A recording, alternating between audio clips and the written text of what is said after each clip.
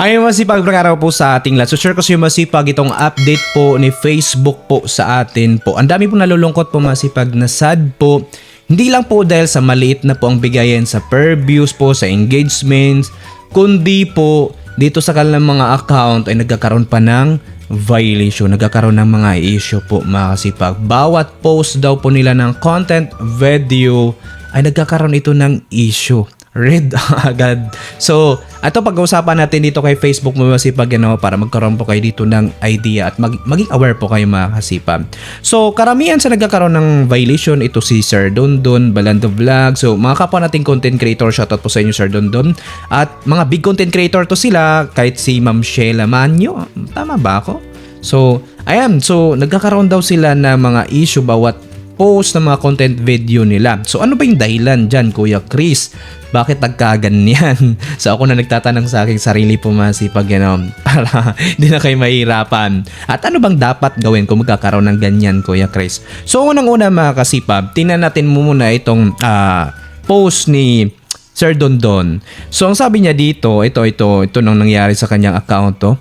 Ayan, so sana daw glitch lang to. So ang sabi dito, so your ability to earn is suspended. So your page lose access to monetization tools. Your page activity doesn't follow our per-term monetization policy. Ibig sabihin, hindi ito na-comply sa policy po ni Facebook, sa per-term monetization. Dito sa baba, some of your content is not earning. Not all of your content is eligible to earn because it doesn't follow our content monetization. So dito naman po masipag sa content naman. So ito ay hindi talaga nasunod o na-comply sa polisiya ni Facebook.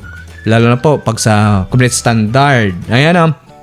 So ito po ang kaniyang nangyari. Yung earnings niya ay limited na lang po, no. Ayan po. So June earnings, and then ito po ang kanyang mga content video na pinopost. So bawat post daw niya, halos lahat na itong bago ay nagkakaroon na ng issue po. Ayan po mga kasipag. So, ang dami daw pong naka-experience nito ngayon. So, anong dapat niyan gawin, Kuya Chris? So, anong dapat nating gawin nga ba? Ayan, so, tingnan naman na natin yung account ni Sir Dondon. So, Sir Dondon, ang dami niyang followers. 1 million mahigit. Ayan, so mag 2 million na si Sir Dondon.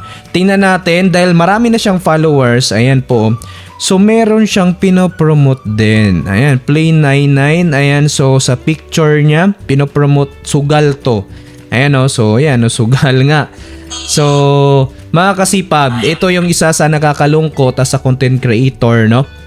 Na tayo nagkakaroon ng maraming followers, hindi lang po sa pamagitan na sinuportahan tayo, ang daming nanonood, ang daming nag-follow dahil sa content, dahil sa niche na doon tayo sinuportahan.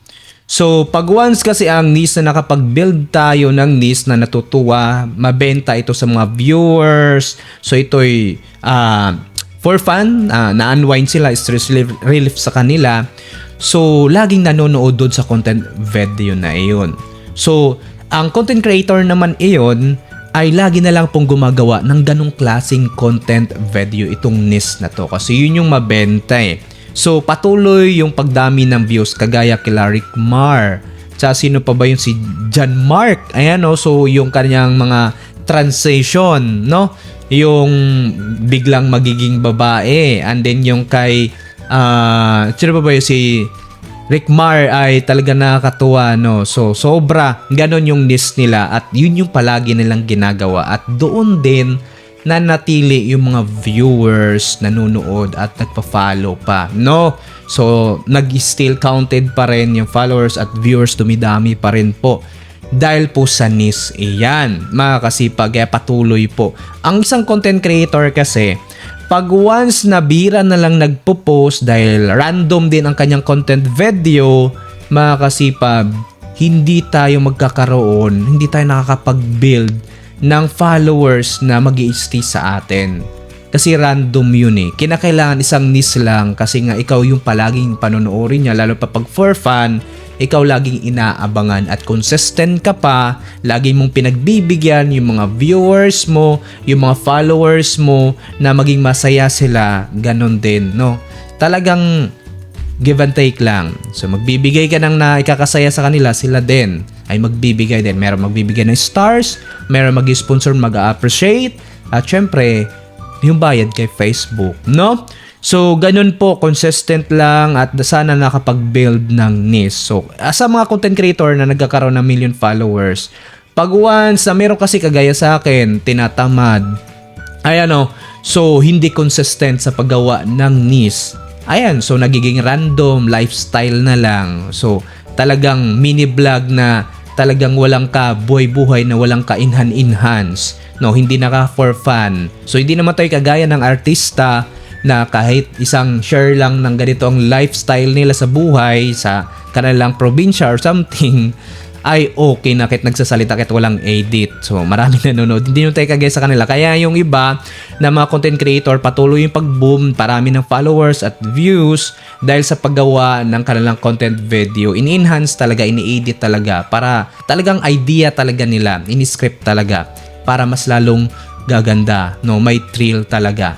So ganun po, hindi po pwede na plain lang, walang kalaman-laman, no? So make sure natin kung saan tayo sinuportahan, patuloy tayo doon. And ipapagandahin pa natin, i-enhance pa natin, may kabang-abang dapat para sa ating mga followers, para sa ating mga viewers, para manatili po sila. No, so ganito, karamihan sa iba dahil maliit na daw po ang bigayan dito kay Facebook, ang nangyayari po sa iba, nagpo-promote ng sugal. Ayan, no, so dahil gusto po nilang instant pera. Kasi alam po natin, kahit maraming views, ay maliit lang po ang bigayan. Lalo pa pag konti lang ang views, ay wala na talaga, hindi talaga tayo makapag-payout. Kaya gusto nila instant payout, isang linggo lang may pera na. Ito na po, na-offera na po sila ng mga sugal dyan, gambling or casino na mag-promote. So ayan, so ang nangyayari, ayan, nagpo-promote siya, mga kasipag.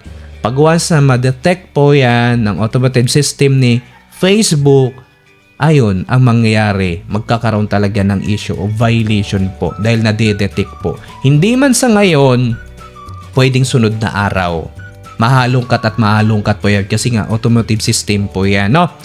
At pag once na sila naman po ay nagkamali, kung sa tingin nyo naman po kasi nagkakamali din po itong automated system ni Facebook, mga kasipag, mag-appeal kayo, mag-submit kayo dyan, mag-concern kayo, ipakita nyo, screenshot nyo. Ayan, wala po akong nailabag. And so, manual na mag-review po ang mga agent ni Facebook. Ibabalik din po niya iyan. So, mawawala na yung restricted, suspended, pag once na makita nila na na-comply ka talaga sa kanilang policy. Pero kung yan po ay hindi talaga na-comply, nakita talaga nila na confirma na tama ang automotive system nila, manatili po talaga yung restriction as suspended na iyan. Mga kasipag, kaya comply po tayo, no? Kung marami tayong followers, wag nating sayangin, no? Marami pa pong mga opportunity. So, napagkakitaan dito kay Facebook. So, kahit maliit ang views, ang malaga, may nandyan pa rin yan sila at dadami pa rin po yan. So, doon naman tayo nagsisimula sa konti. So, dadami po yan. Pag dadami din po ang content video mo, consistent ka, at in-enhance mo, in-edit mo, talagang may kaabang-abang, may trail, may laman po. So, may kabuluhan ang content mo. Hindi po pwede na lifestyle na plain lang yung content mo, tas bihira pa nagpo-post, no? So, dapat, kung ano yung kagustuhan ng mga viewers, doon sila masaya at dumami ang views, doon ka po magstay na niche, doon ka po manatili sa content na yun, damihan mo po yun. Hindi po pwede na dahil gusto mo, dahil tandaan mo, hindi po ikaw ang viewers. So sila po ang viewers na susuporta sa iyo, hindi ang sarili mo. Kahit di mo gusto yung content, gagawin mo kasi nga para sa viewers na yun. Yun yung produkto mo. Para sa kanila, para suportahan ka. Hindi yung gusto mo. Dapat yung gusto ng viewers mo. Kasi kung gusto mo, ikaw lang mag-isa manonood niyan. Kaya konti lang. So patuloy lang, no? Kung ang dami nating followers, wag nating sayangin po mga kasipag. Consistent lang or mag-affiliate. Ang dami pa pong opportunity pa yung pwede pagkakitaan dito kay Facebook. Talagang demand ngayon.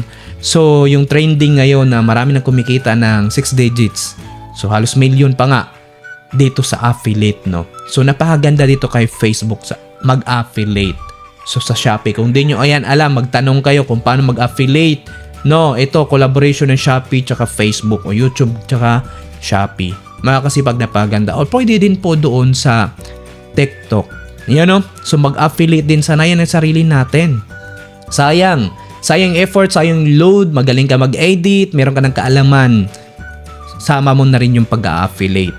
Or, kung ikaw ay nabuboringan dyan, mas maganda na to honor yan, yung creator. Mag-share ka para kung wala ka ng content, no, mas maganda na may honor mo yung creator na totoo, no.